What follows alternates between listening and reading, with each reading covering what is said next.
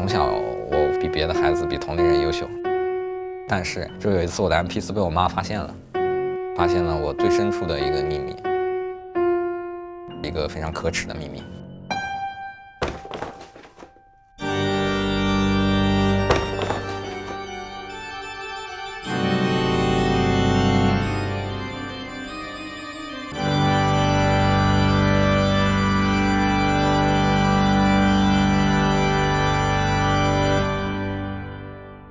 我是一个全职的神师，国内的话，据我了解，像我一样全职的神师不足5个人。它原来是我的爱好，现在的话，预约对我来说更像一个工作，一个毫无波澜的捆绑机器。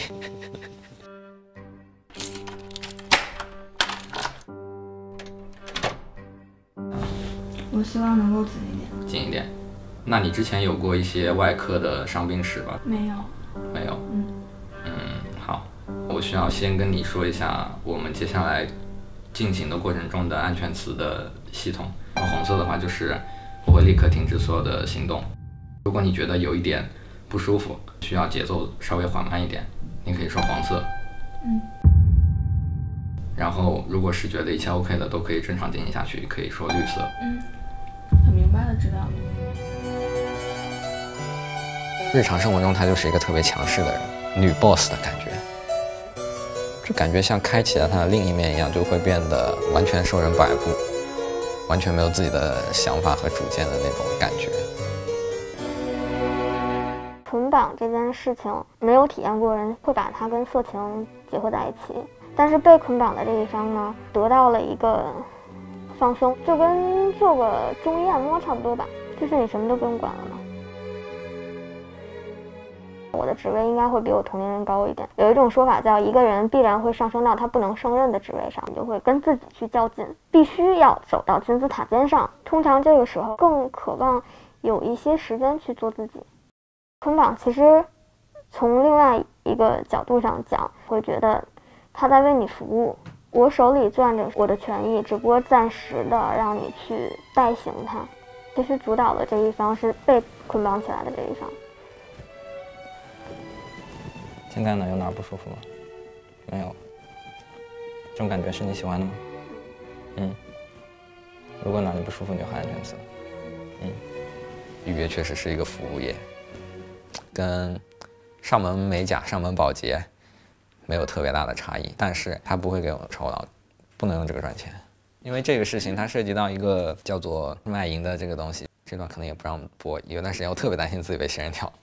如果有一个预约者在预约结束之后，立刻带着他的身上的痕迹去报案，一口咬定他遭受了虐待，100%要去坐牢。虽然我很怕，但是它就像一个已经开起来的列车一样，开弓没有回头箭。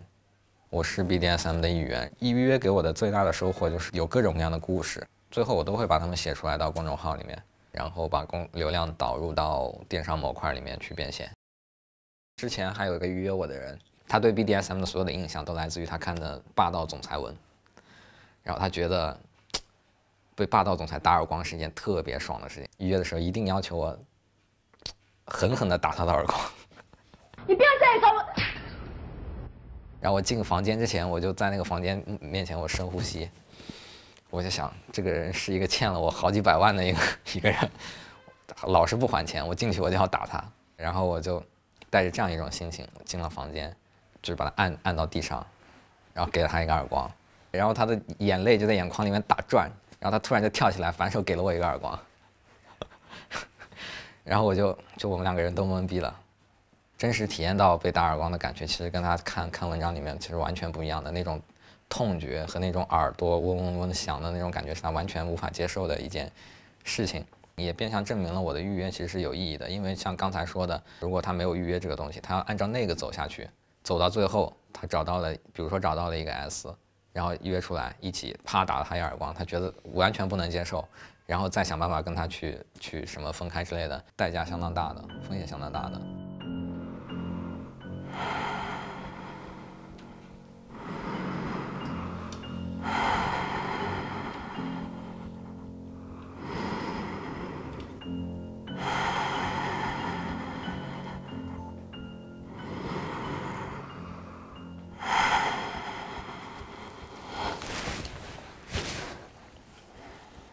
我发现他在一直看我了，他应该是在期待着，也被我以同样的方式对待，因为我能看出他是比较享受的，但是我自己下不去手，我有点自责，因为我不能让他有这次的反应，所以说，怎么说呢，算是一个学习的过程吧，这也是为什么我今天会来的原因。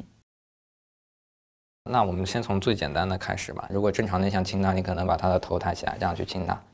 那如果你有绳子的话，你可以用绳子去摩擦它，然后用绳子去把它的头抬起来，像带着刺的吻一样。但是他想象不出来，没有动力，就是其实障碍并没有很。或者你试试当 S。我其实觉得可以呀。对呀。但是我没有这个倾好啊，我没有这个癖好啊。就你可以为了他试一次。我不会被控制，我挺讨厌的。是这个样子的，就是让他控制我，他不肯；要我控制他更不肯。明白。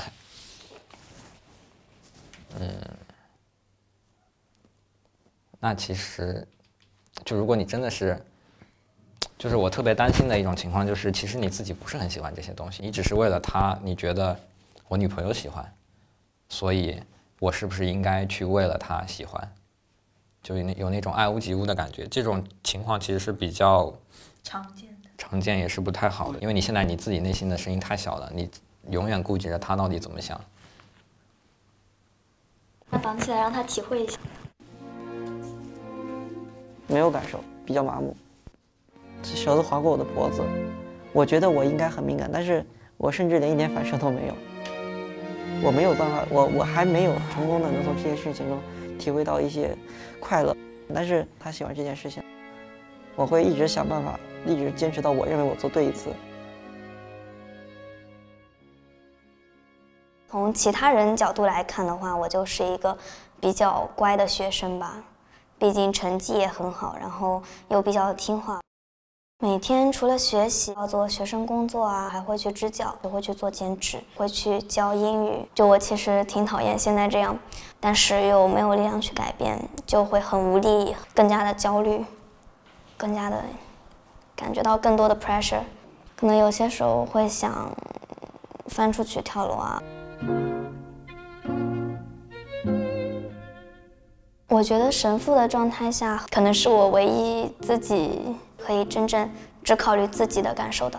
有的时候，因为自己操了太多的心，做了太多的事情，反而会累，反而会想要就是被控制住，就是我什么都不用去做，不用去操心，很安心的感觉。绳子其实你看起来也很像一个牢笼。但是你把人关进一个牢笼，不一定是为了害他，也可能是为了保护他免受外界的纷争啊什么的。绳子对我来说就是一个囚禁的自由。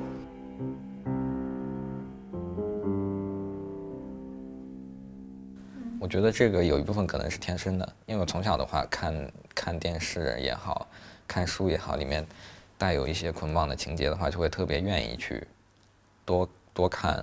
就有一次我的 MP4 被我妈发现了，然后那里面的内容就都是跟 BDSM 相关的一些内容。我记得特别清楚，就是她就是骂我嘛，意思就是我怎么生了个变态啊什么之类的，就是那种。然后我就问她，我说那如果你儿子真是个变态怎么办？她说儿子你放心，如果你是个变态，我就算砸锅卖铁，我一定找最好的医生把你治好。当时我妈说我是个变态，我就非常笃定的认为自己是个变态，然后就会觉得我自己是不是跟别人不一样，自己是不是哪出问题了？其实后来你想明白了，就为什么不一样呢？有什么本质上的差异呢？都是人类的爱好，就是跟性相关的爱好就显得不那么平等了，就跟你打篮球、下棋啥的不一样了。但是为什么不一样呢？你当时有困惑说自己是因为什么喜欢这个人吗？不会。你喜欢吃肉还是喜欢吃菜？吃肉吧。你为什么喜欢吃肉呢？